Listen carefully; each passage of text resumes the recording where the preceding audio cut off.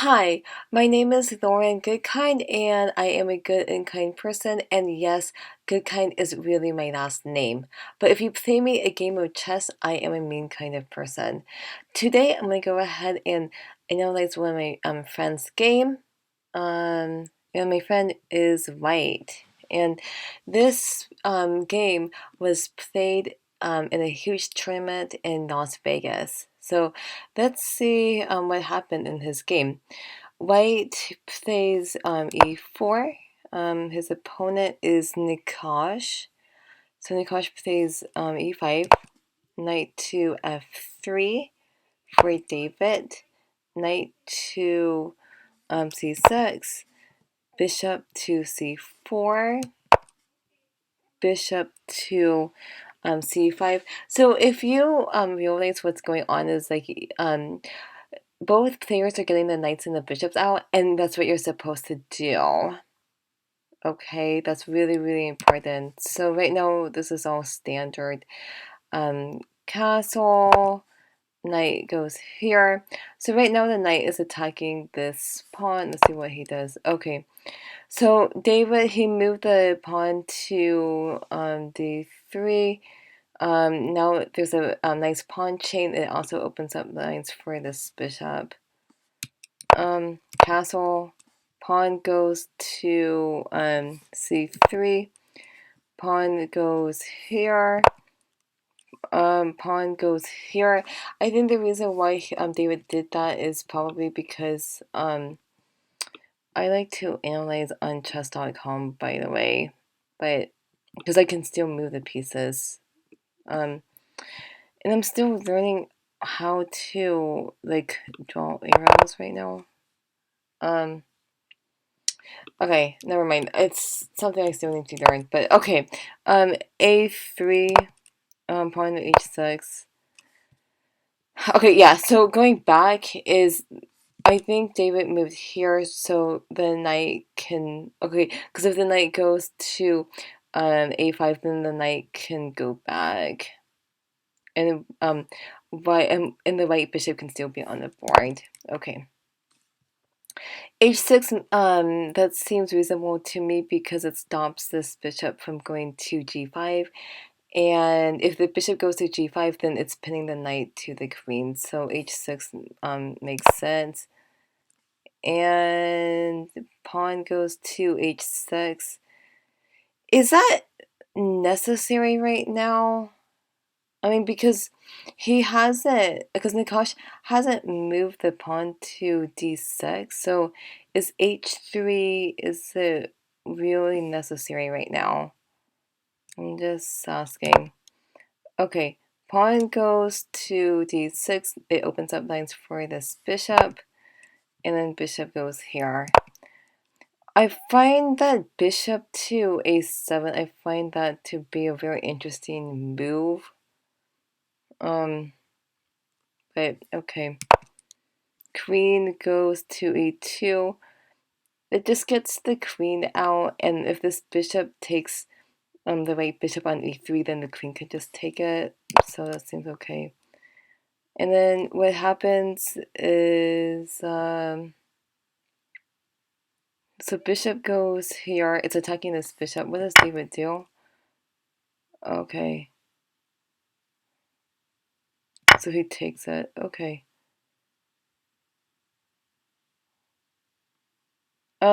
So I have a question. Is okay, I guess bishop takes, I guess that's okay. I was also thinking about maybe this knight can go to d2.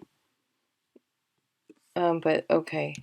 Bishop takes, pawn takes, knight goes to d2, and then queen goes to d7. So right now, this is okay. And then what's going on is David is fighting for the center, so that's why he moved d4. Pawn takes, pawn takes. So I think right now, white is doing okay. And pawn goes there. I think So, okay, so pawn takes. Is pushing the pawn up to d5, that seems playable too. But okay, pawn takes, and then, rook goes to h4, and I'm trying to figure out why. Because the knight wants to go to f5, maybe? I was also like for another move, I was also thinking about, maybe this rook can go to d1, so this rook could be on the same line as this queen. That's what I'm thinking. But okay, so knight goes to h4, queen goes here, and also notice the queen is on the same diagonal as this knight and also this knight too. And this knight is not protected. Okay. And wow, what is going on? So rook goes here. It's attacking this knight. Okay, so this rook is on this file. Okay, yeah, there's a lot of tactics going on. I mean, white does have to be careful about this knight just because it's not protected and it's on the same diagonal as this queen. I see that. And maybe, okay, so the king goes there. Okay. And he goes to knight f4, and that makes sense. I think that white needs to be careful because the pawn is protecting it, and what happens later on, it gets really, really crazy.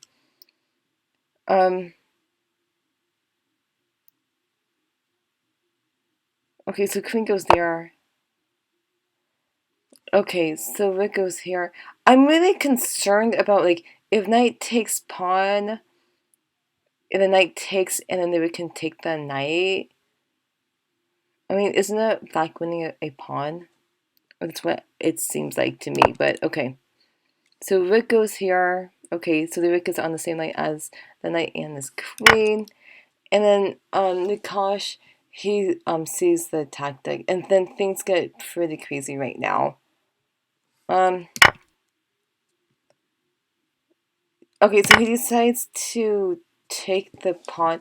There's a lot of things going on right now. This knight's not protected, so if this knight does take it, then the queen can take the knight. Okay, there's a lot of crazy things. Knight takes pawn, and then okay, knight takes that pawn. Okay, and then this is crazy because notice that this bishop is also on the same diagonal as the bishop, pawn, and this king. So king takes, and then bishop takes the bishop, and then the rook takes. And now what I think is, I think that this rook on a7, I think it's out of place right now. Because I mean, what's the rook doing on a7? I don't think it's doing anything, but okay.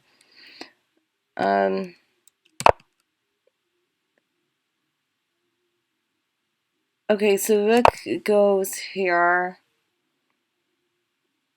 Okay, so this is still really crazy because like this knight is being attacked and this knight is also being attacked right now. If this knight is being attacked, maybe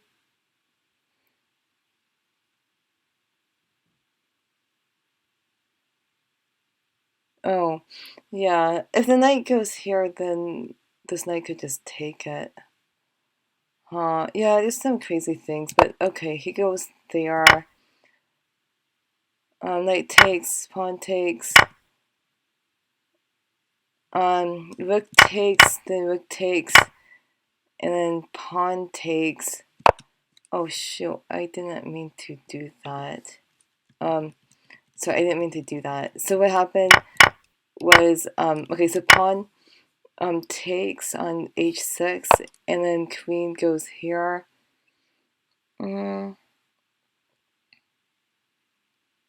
Okay. And then this is so interesting because like this king is kind of out in the open. But this king is kind of out in the open too.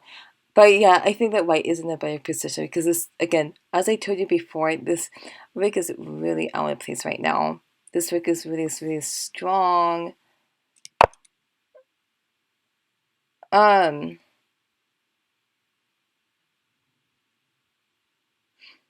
mm, so I'm trying to figure out.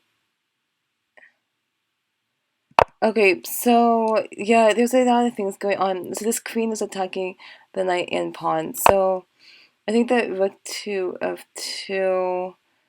This seems very interesting because it's protecting the knight. And then, okay, so the rook goes back here. Okay. And,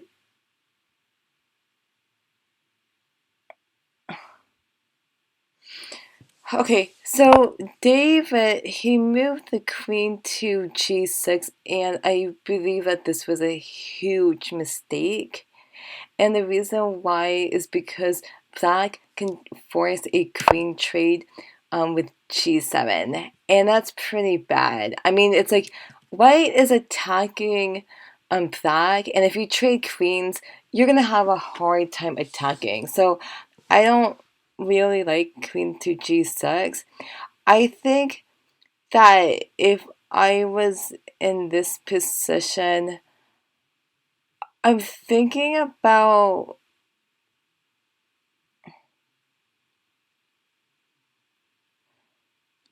would rook to g2 work?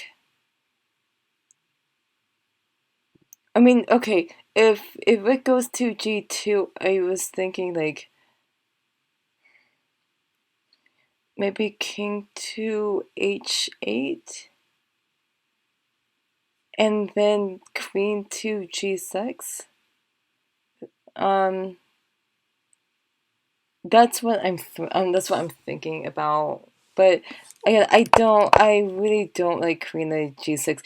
If you're attacking, like try to avoid trading queens.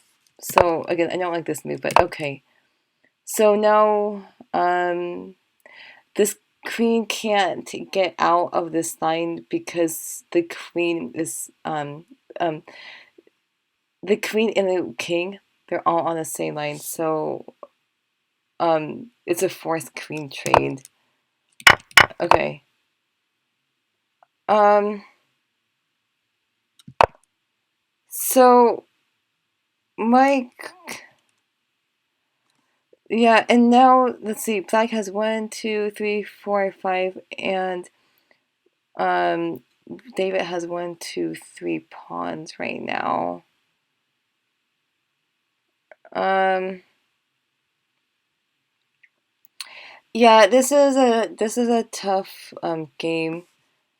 I just noticed that rook to f2, does that help Black just get in the center?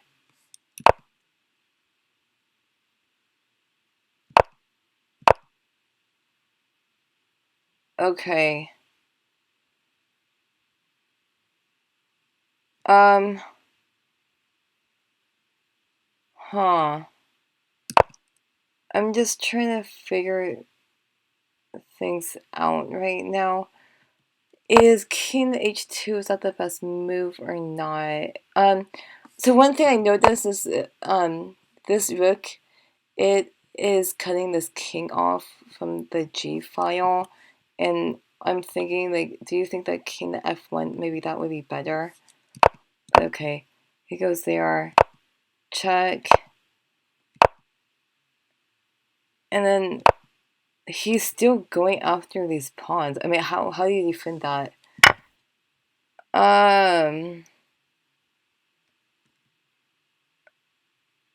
Okay.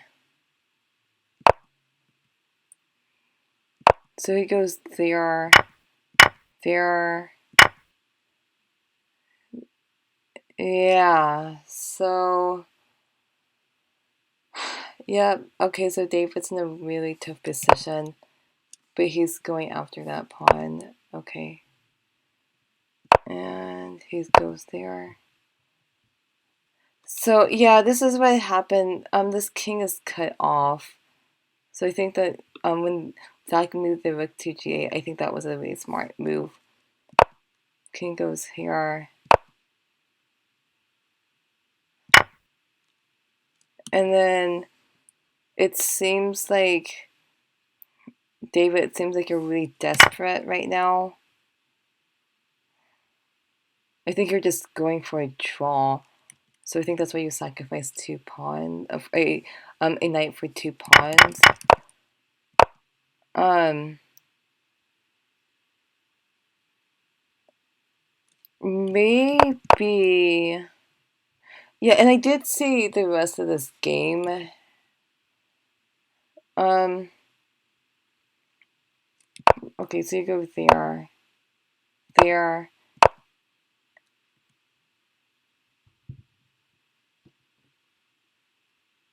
So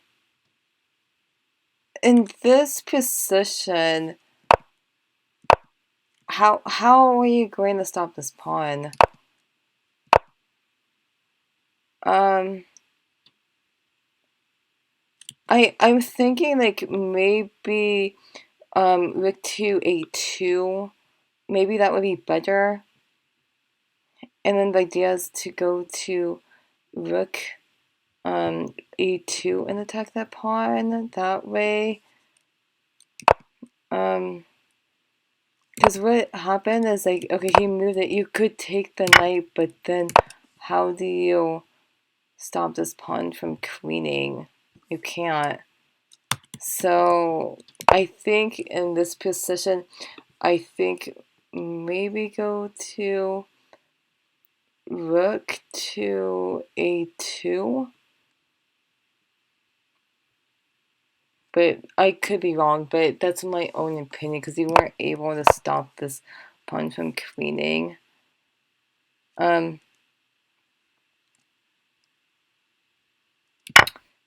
Yeah, this is lost right now.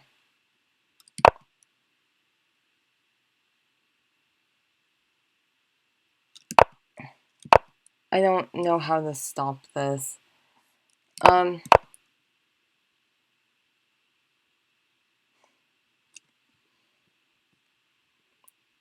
yeah, I don't know. Um,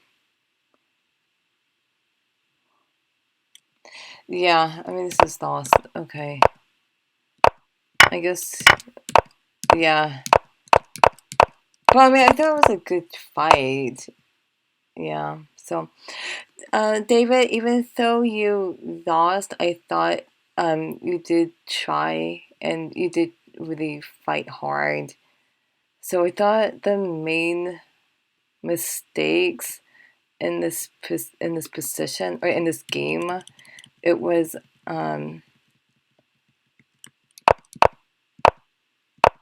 I think in this position you really needed to go to like a2 or something. And then the other mistake, I thought that knight to a6, I thought that was very interesting to try to hold on, just to try to hold on and maybe try to fight for a draw. Um, but the move that I didn't like, it was queen to h6. That was not a good move because it just forces a queen trade. And in this position, since you're attacking black, you need a queen on the board. So in this position, I might have moved the rook to g2. And the thing is, like, if the king does go to f8, if you after you go rook to g2, I think you could still go king to g6, and then I think you would be in a really good position. Okay. And I thought the opening was very interesting. So, okay, yeah, well, thanks for sharing that game with me.